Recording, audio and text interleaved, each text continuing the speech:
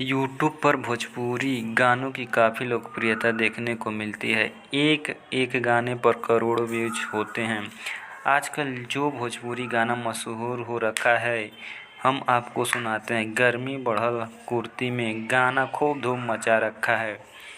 Album के इस गाने को अब तक 2.2 करोड़ लोगों ने देख डाला है। इस गाने को नीलकमल सिंह ने गाया है, जबकि सृष्टि उत्तराखंडी पर फिल्माया गया है। इस गाने के बोल आशुतोष तिवारी ने लिखे हैं। इस गाने के विजुअल शानदार हैं, तो सृष्टि का डांस भी फैंस को आकर्षित कर रहा है।